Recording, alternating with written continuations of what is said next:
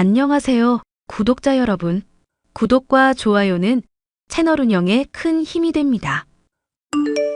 안녕하세요. 서울에 거주하는 30대 중반 여성입니다. 평범한 집안에서 태어나서 자랐고, 남들처럼 학창 시절 보내고, 서울에 있는 4년제 대학 나와서 직장 다니다 지금의 남편을 만났어요. 2년이 조금 안 되는 시간 동안 연애하고, 30이 되던 해 결혼했습니다. 어느 집들이나 다 그렇듯이 시댁과 왕래하면서 크고 작은 일들 많이 겪었고, 정말 평범한 시간을 보냈습니다. 하지만 그 일을 계기로 저는 다니던 회사도 그만두고 오로지 저와 남편을 위해 살기로 결심했답니다. 남편 혼자 외벌이 시키는 게 참 미안하고 안쓰럽지만 저희는 당분간 아이 계획도 없고 저도 더 좋은 조건으로 근무할 수 있는 환경이 주어지면 좋겠다 싶어 남편 동의하에 더 늦기 전에 대학원 진학했어요. 제가 이런 선택을 한 계기는 바로 허언증 말기였던 시어머니와 못 모르고 나대던 동서 때문입니다. 시집살이를 딱히 고되게 한 건 아니지만 시어머니 때문에 스트레스가 이만저만 아니었고 거기에 불을 지피던 동서 때문에 하루하루를 인내심 테스트하는 기분으로 살았거든요. 그러다 시댁과 인연을 끊은 겁니다. 자세한 이야기는 사연을 읽다 보면 아실 거예요. 그럼 바로 사연 시작하겠습니다. 형님, 오랜만이죠? 혹시 이번 명절엔 어떻게 하실 거예요? 저도 세 번째긴 한데 영 익숙지가 않네요. 동서, 나는 잘 지내지. 근데 말이야, 우린 이번 명절에 못 갈 것 같아. 왜요? 무슨 일 있으세요? 나도 새로 일 시작했는데 휴가 내기가 영 껄끄럽기도 하고. 자세한 건 내가 나중에 이야기해 줄게. 무슨 일 있으신 거죠? 지난번에 분위기 심상치 않던데. 마음 상하는 일이라도 있으셨어요?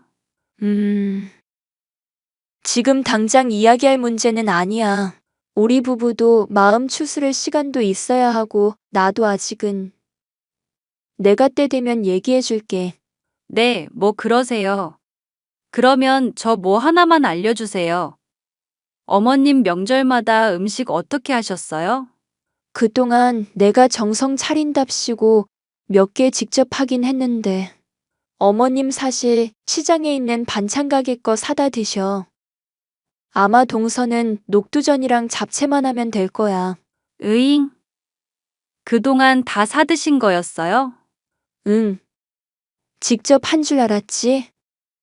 며칠 전에 미리 사두시고 본인이 하신 것처럼 계란물 입혀서 데우시기만 하는 거야. 나도 처음엔 몰랐는데, 나중에 알았지. 아, 그렇구나. 그럼 뭐 딱히 준비할 것도 없겠네요. 감사해요, 형님. 조만간 연락드릴게요.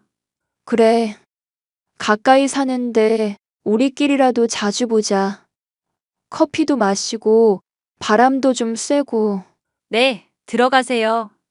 못 도와줘서 정말 미안해 동서. 수고 좀 해줘. 남편은 아들만 셋인 집안에서 태어났어요.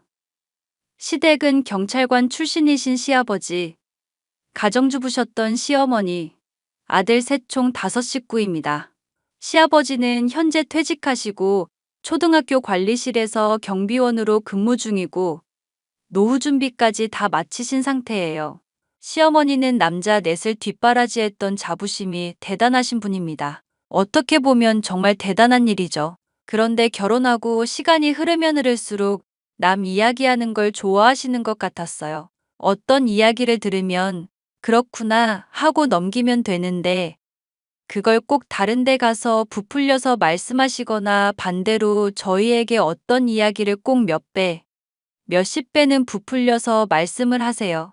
요즘 말로는 이런 걸 허언증이라고 하더군요. 아무튼 심성이 나쁘신 분은 아니지만 꼭 그런 걸로 소소한 트러블이 발생했습니다.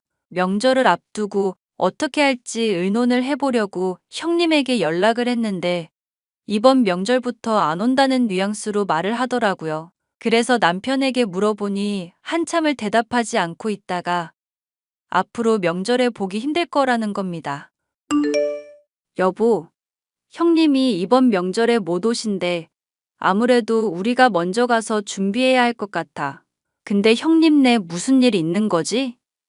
며칠 전에 통화했는데 안 좋더라고. 형이랑 형수님, 앞으로 명절에 보기 힘들 거야. 응? 그게 무슨 말이야? 역시 무슨 일 있었던 거지? 당신이 괜한 걱정한다고 시집 온 지 얼마 안 됐는데 색안경 끼면 안 된다고 형이 말하지 말랬는데. 아니, 뭔데 그래? 무슨 일인지 알아야 내가 조심을 하든 이해를 하든 할 거 아냐? 말하기 어려운 거야? 아니, 엄마랑 형이랑 형수님이랑 대판했거든. 대판하다니. 설에도 아무런 문제 없었잖아. 그동안 종종 연락도 드리고 같이 외식도 몇 번 했던 걸로 아는데 난 사이좋은 줄 알았어. 그나마 형수님이 이해해 보려고 먼저 다가오신 건데 도저히 안 되겠는지 그냥 서로 안 보고 살자고 그러더라고. 그니까 정확히 무슨 일이 있었던 거야? 아니, 엄마가 글쎄 우리 결혼하기 전부터 형한테 자기들 모시라고 했나 봐. 물론 아버지는 이 사실 모르고 있었고 모시면 가지고 있는 땅이나 집 증여해 준다고. 근데 내가 알기론 그거 다 처분하고 시골에 땅 산 걸로 기억하거든? 두 분 나중에라도 내려가서 사신다고. 근데 당연히 아버지가 여유자금 남기시긴 했지. 나중에 자식들한테 골고루 나눠주시려고. 우리 아버지 계획적인 거 알잖아. 아무튼 그걸 빌미로 자꾸 형수님 발목 잡으면서 이것저것 말도 안 되는 심부름도 시키고. 우리 결혼하기 전에 엄청 고생하셨대. 근데 도저히 못 참겠는지 그만둔다 하시더라. 지금 당신 말만 들어보면 별로 문제될 게 없는데? 아주버님이랑 형님이 크게 기분 상하실 일이 없는데. 뭔가 큰일이 있던 거겠지. 그니까 형수님이 몸이 안 좋은 건 알고 있지. 근데 글쎄 그걸 엄마가 동네 아주머니들한테 떠들고 다녔나 봐. 항상 부풀려서 이야기하잖아. 불임이니 뭐니 그런 말까지 했는데 엄마가 지난번에 술 먹고 형수님네 집 전화해서 사돈 어른한테 실수도 하고 그동안 아이 안 생겨서 마음고생 심하셨는데 그 전화 한 통으로 그동안 쌓였던 게 터지신 거지. 아, 가뜩이나 힘든 형님한테. 마음 많이 아프셨겠다. 그런데 형이 그러더라. 이제 타깃이 우리가 될 거라고. 엄마 절대 가만히 못 있는 성격이라고. 그래서 내가 당신한테 말할까 고민했던 거야. 에이, 설마 무슨 일이야 있겠어? 그리고 내가 당할 성격도 아니고. 그건 그렇지만 그래도 형이 저렇게까지 하는데 나도 걱정을 안 할 수 없더라. 엄마는 둘째치고 당신이 마음 다치는 일 없었으면 하는데 엄마가 어떻게 사고 칠지 모르는 사람이라. 아무튼 우리도 미리 마음의 준비 정도는 해야 할 것 같아서. 알겠어. 내가 누구야? 그런 상황 오면 내가 알아서 잘 처신할게. 그러니까 걱정하지 마. 어이없는 상황에 저는 헛웃음이 다 나오더군요. 시어머니도 그냥 보통 사람이라고 생각했는데 그건 저만의 착각이었습니다. 명절이 지나고 그럭저럭 평범한 나날을 보내던 어느 날 우려했던 일이 점점 현실로 다가오고 있었거든요. 시어머니는 그동안 갈궜던 형님이 발길을 끊자 정말 저에게 시선을 돌리셨어요. 평소에 연락하던 빈도도 잦아졌고 점점 저희에게 무언가 요구하실 듯 뜸을 들이기도 하셨죠. 위에서도 언급했듯이 시어머니가 허언증 기질이 조금 있으셨는데 말씀을 하실 때 항상 부풀려 말씀하시거나 대가를 어떤 걸로 주겠다는 둥 항상 조건부를 내거셨어요. 그런 저에게 어느 날 아이 이야기를 말씀하시더라고요. 얘 둘째야. 너넨 결혼한 지가 언젠데 아직 아이 소식이 없니? 아, 어머니. 저희 아직 신혼이기도 하고요. 조금만 더 저희끼리 시간 보내고 천천히 가지려고요. 그렇게 시간 끌다 좋은 시간 다 지난다. 나이도 30 넘었는데 노산 아니냐? 더 늦기 전에 떡두꺼비 같은 손주 하나 안겨줬으면 좋겠구나. 하하하, 그러게요. 저희도 마음 같아선 몇 명 낳아드리고 싶은데 요즘 아이 키우기 쉬운 세상이 아니라고 하잖아요. 저희 하던 일도 있고 조금 더 벌어두고 계획하려고요. 그래도 늦지 않다 생각해요. 그까짓 돈 때문에 늦게 낳는다고? 내가 웬만해선 이런 말 안 하는데. 너희 2년 안에 아이 낳으면 내가 너희 앞으로 진명이 이전해 주마. 네? 갑자기요? 지금 살고 계신 집 말씀하시는 거예요? 그래, 이사 온 지 얼마 안 됐고 신축 아파트라 아이 키우면서 살기엔 적합하지. 어차피 나는 너희 시아버지 일 그만두면 같이 시골에 내려가서 살 텐데 이깟집 자식들한테 다 물려줘야지. 안 그러냐? 그래도 너무 섣부른 결정 아니세요? 저희가 언제 아이 낳을지도 모르는 거고. 아버님이랑 상의는 해보신 거예요? 상의하고 말 게 뭐가 있니? 내가 그렇다면 그런 거지.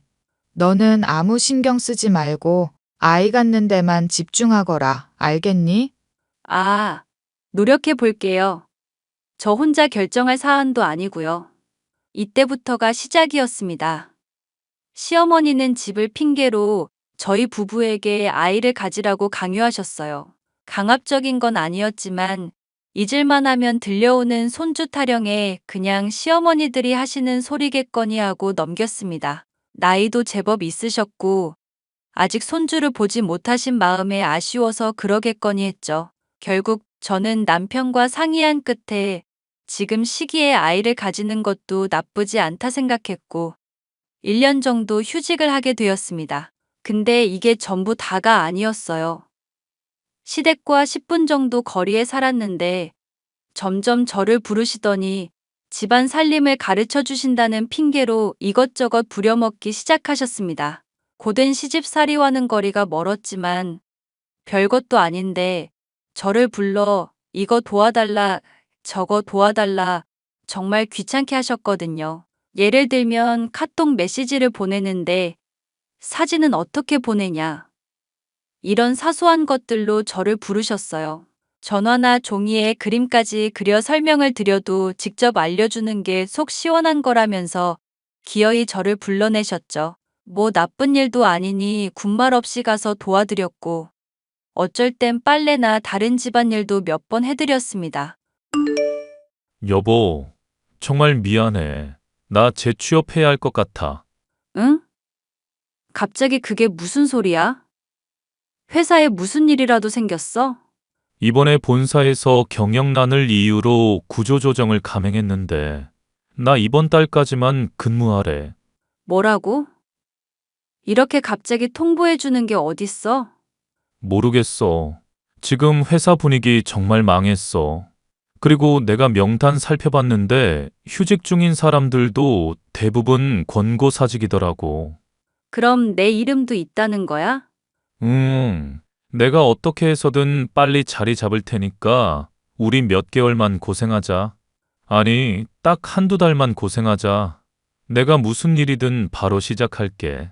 아니, 지금 그게 문제가 아니라 당신 괜찮은 거야? 힘들게 들어간 회사인데. 뭐, 위에서 그렇게 하라는데 어쩔 수 없지.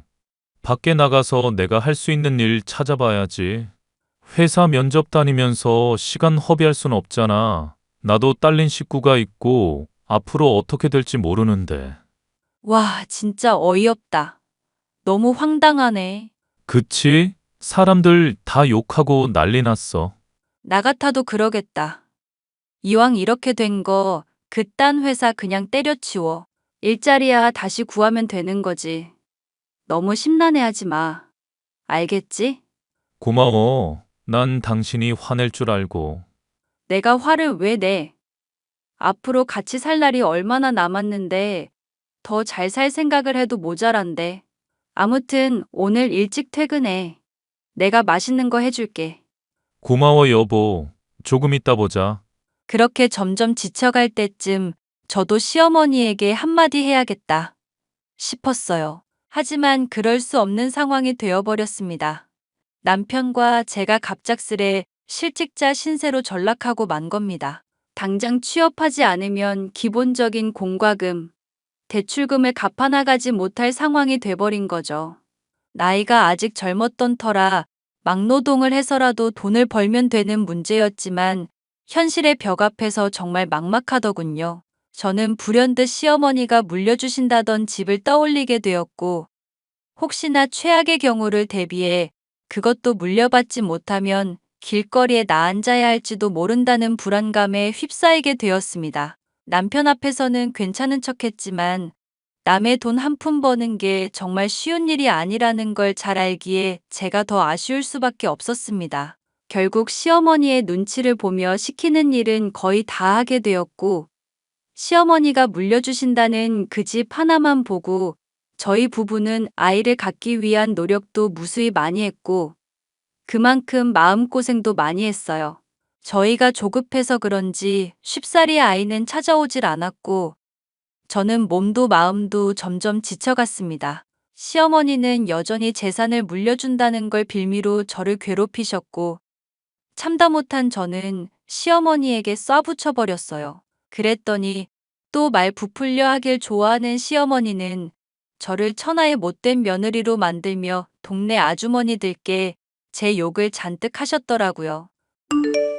어머니, 정말 너무하신 거 아니에요? 어떻게 저한테 이러실 수 있어요? 내가 뭘 말이냐? 너 지금 갑자기 연락해서 이게 무슨 짓이야? 어머니, 저 미용실 박 사장님한테 다 들었어요. 어머님이 저 불임이라면서 몸도 안 좋은 년이 집안물 흐린다 그렇게 말씀하셨다면서요. 박 사장님이 오죽 듣기 거북했으면 저한테 그런 말씀을 해주시겠어요? 뭐? 내가 이 박 사장을 그냥 이뿐이게요? 평소에 그냥 한두 마디 하시는 거 그러려니 했어요. 나이도 있으시고 그냥 동네 친구분들이랑 이런저런 이야기 하시다 보면 그러실 수 있겠다 싶었거든요. 그런데 다른 분들한테 형님이랑 저랑 싸잡아서 집안에 여자 잘못 들였다는 말도 하시고 제 학력 직업 이런 거 다 바꿔서 말씀하셔서 저 완전 거짓말쟁이에 사기 결혼한 사람 되어 있던데요. 아, 몰라.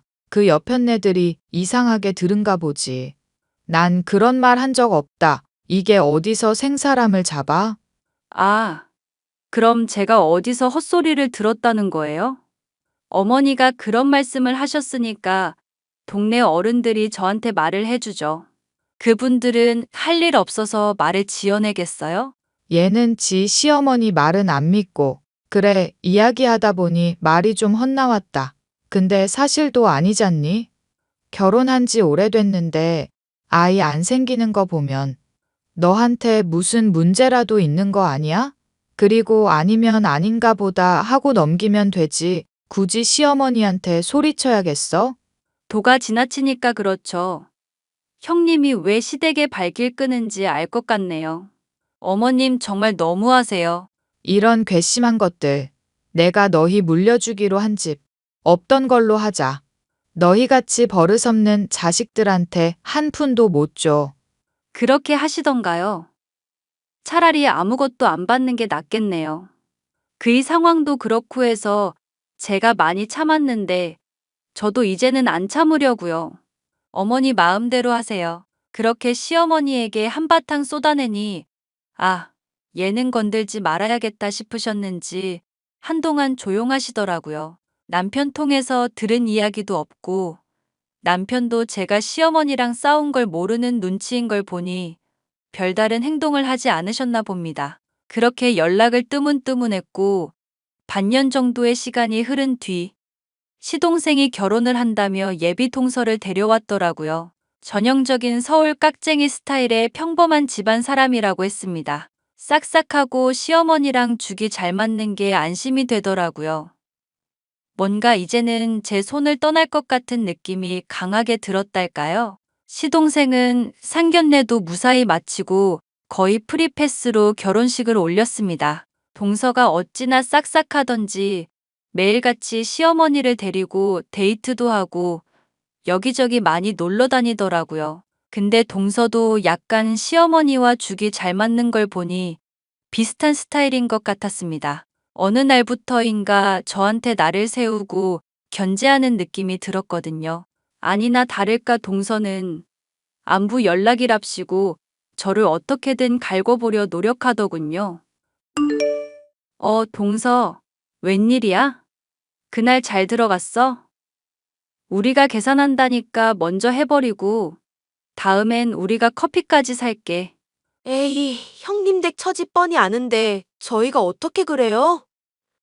그냥 저희가 계산하면 고맙다 그러면 그만이죠. 손윗사람이 돼서 얻어먹는 게 좀 그래서 그래. 그러니까 다음엔 우리가 계산할게. 먹고 싶은 거 생각해도. 사실 어머님한테 들었거든요.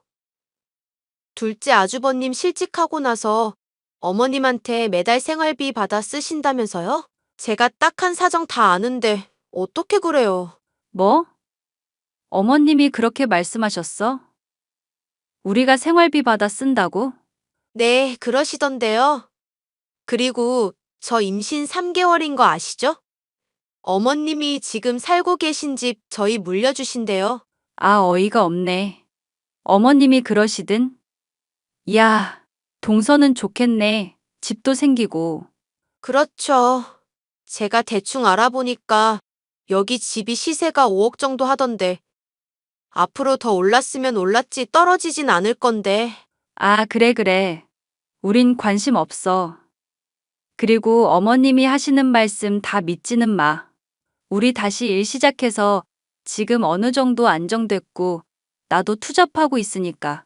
그리고 생활비는 우리가 취직 안 되고 어려울 때 딱 한 번 받아 쓴 게 전부야. 그러니 자세히 알지도 못하면서 함부로 언급하지 말고.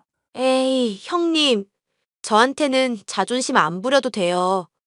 그깟 돈 없는 게 뭐 큰 흠이라고. 앞으로도 어려우시면 저한테 말씀하세요. 100만 원 정도는 보내드릴 수 있으니까. 호. 동서, 지금 선 넘는 거 알지? 적당히 해. 그러다 큰 코 다치는 수가 있어. 몇 억이나 되는 집을 아무런 대가 없이 물려준다니 동서는 그저 기분이 좋았나 봅니다. 결코 대가가 없지는 않을 텐데 말이죠.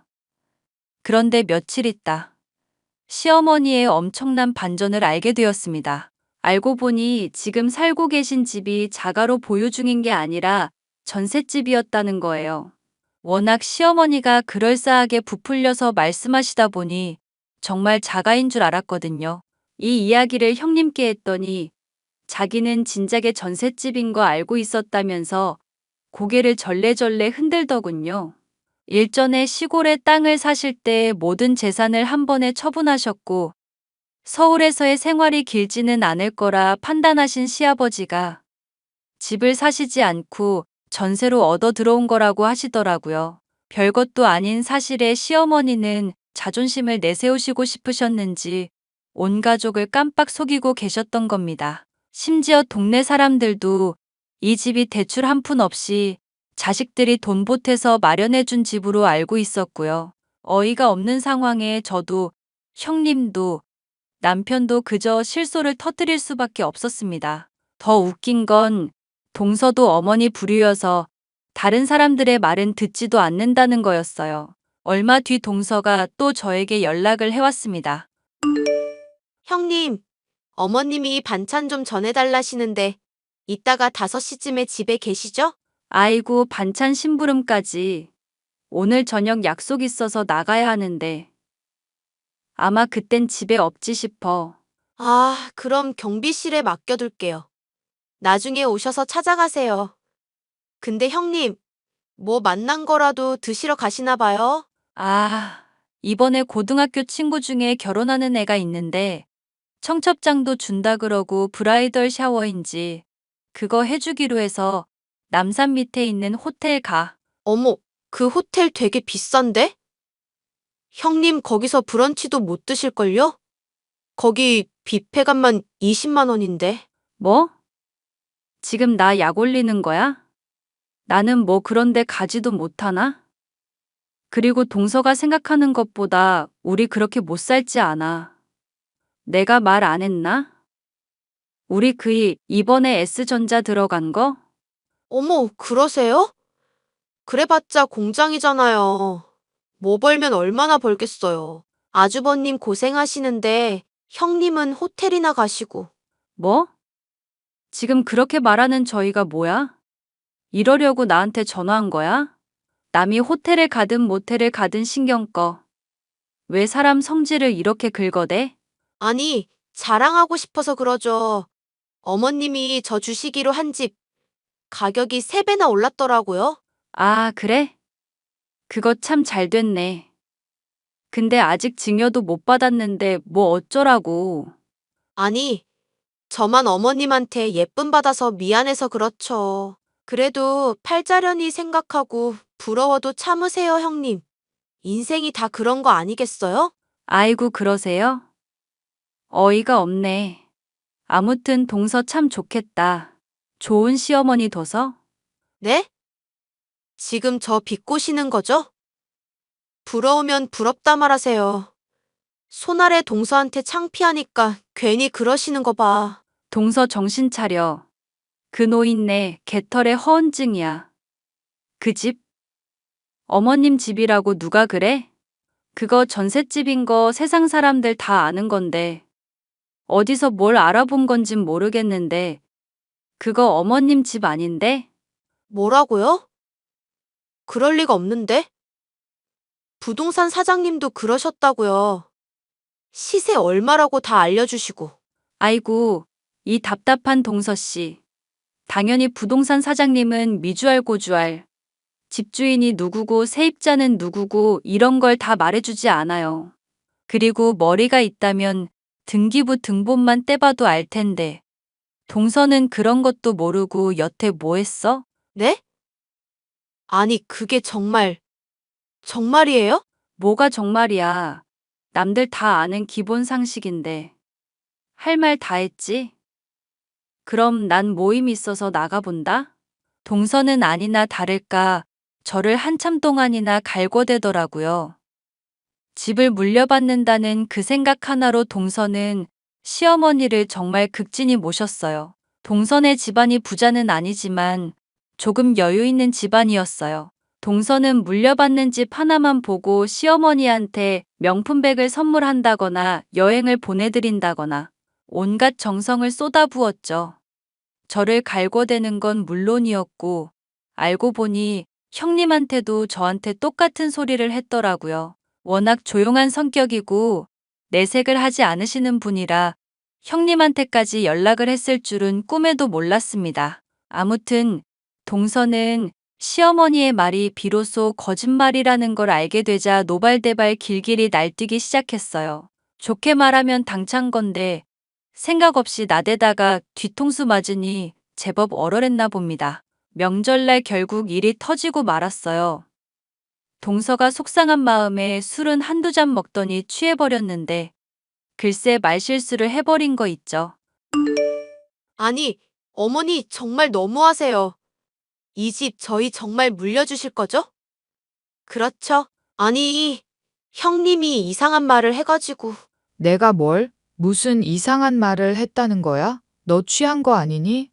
그러게요, 재수 씨. 조금 취한 것 같은데 힘들면 들어가서 쉬어요. 아니에요, 아주버님. 이참에 저 할 말 있어서 좀 해보려고요. 어머니, 이 집 전셋집이에요? 그게 무슨 말이냐? 당연히 우리 집이지. 아, 거짓말 마세요. 제가 형님 말 듣고 등기부 등본 다 떼봤는데 여기 집주인 아버님도 아니고 어머님도 아니고 그렇다고 우리 가족들 이름 있는 것도 아니고 생판 모르는 남이던데요? 여기 전세 맞죠? 둘째 너, 막내한테 뭐라 한 거야? 얘가 도대체 무슨 말을 하는 거니? 왜요? 제가 틀린 말 했어요? 지금 살고 계신 이 집, 전셋집 맞아서 전세라고 한 건데, 뭐가 문제예요?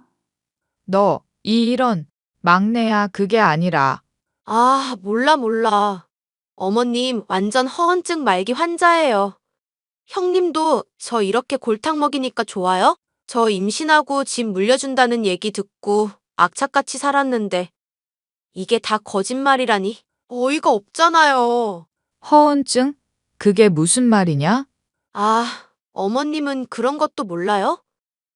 되지도 않는 말 가지고 부풀려서 말하거나 거짓말하는 사람이요. 어머님이 딱 그 짝이네요.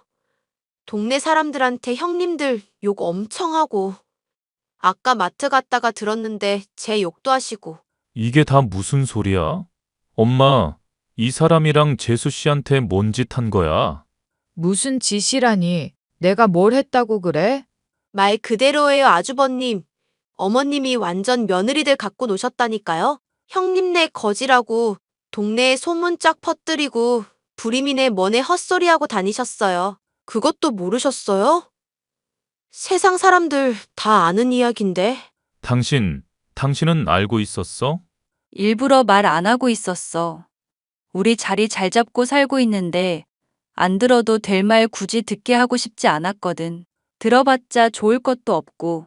집 물려준다는 이야기는 도대체 뭐야? 무슨 집을 물려준다는 거야? 말 그대로야. 어머님이 이 집 우리 주신다고 했었어.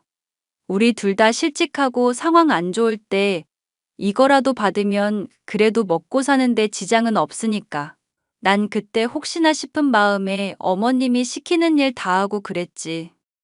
근데 나중에 알고 보니까 다 거짓말이셨더라고. 엄마, 이게 정말 사실이야?